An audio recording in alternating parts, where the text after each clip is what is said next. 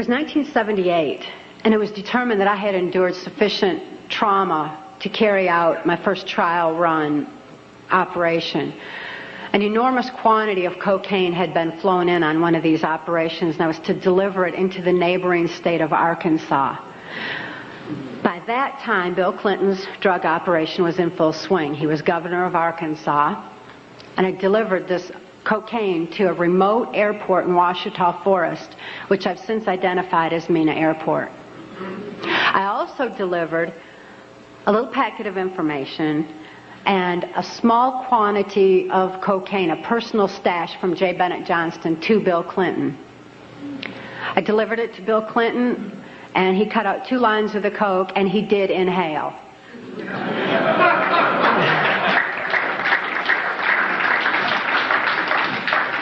That certainly wasn't the only time I saw Bill Clinton using cocaine. My sexual experience with Bill Clinton was extremely limited, in spite of the fact that I was a sex slave. It was my experience that Bill Clinton is bisexual, leaning far more towards a homosexual end. All I've ever seen him involved in was a homosexual activity, with very limited experience with him myself. Whereas my experience was much more prevalent with Hillary Clinton, because Hillary is also bisexual, leaning more towards a homosexual end, and it was she who accessed my sex programming to fulfill her perversions. According to Cathy O'Brien, she was forced to have sex with Hillary Clinton, and Hillary had the goat of Mendez traced on her pubic hair. And he came around me and sort of put his arm over my shoulder to point to this little building and said that he was real interested, if he became governor, to restore that little building. And then all of a sudden, he turned me around and started kissing me. And that was a real shock. What did you do? I first pushed him away. I just told him, no, please don't do that.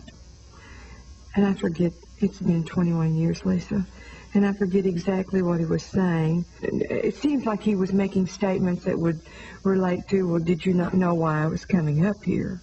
And I told him at the time, I said, I'm married, and I have other things going on in my life, and this is something that I'm not interested in.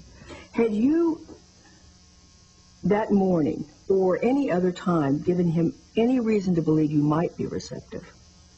No. None. None whatsoever. Then what happens? Then he tries to kiss me again.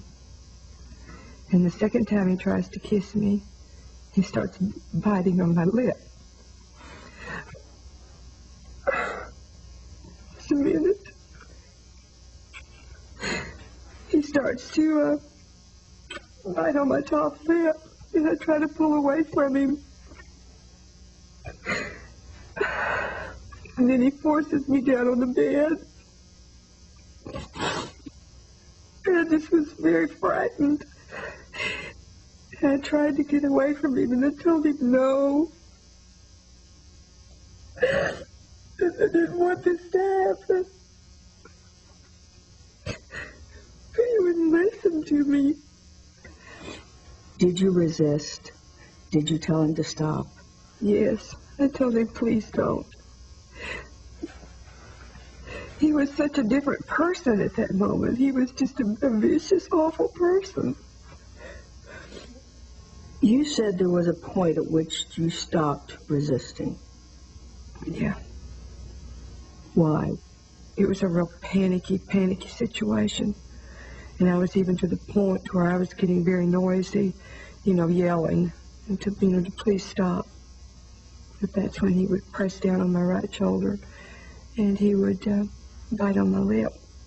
Broaddrick also says the waist of her skirt and her pantyhose were torn.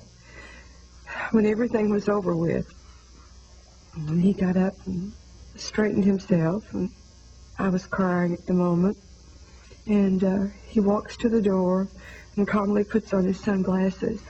And before he goes out the door, he says, "You better get some ice on that." And he turns and went out the door. On your lip? Yeah.